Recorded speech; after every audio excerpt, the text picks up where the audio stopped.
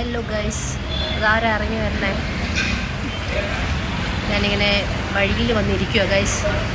കഴിച്ചപ്പോൾ തന്നെ 12:30 പിന്നെ പല്ലൊക്കെ തേച്ചെല്ലാം വന്നപ്പോഴേക്കും 1:30 മണിയായി.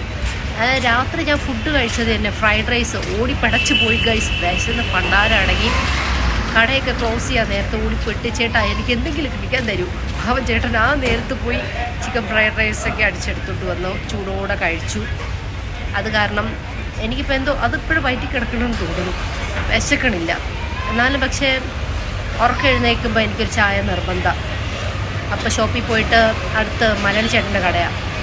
അങ്ങനെ അവിടെ പോയിട്ട് ഇങ്ങനെ നോക്കണേ അവിടെ പോയിട്ട് കോഫിയും സ്നാക്സും കഴിച്ചു. അപ്പം ഇനി വൈകുന്നേരം വരെ അത് മതി. കുറച്ച് ഹിന്ദി പഠിക്കാനാണ് ഇവിടെ ഇങ്ങനെ ഇരിക്കുന്നത്.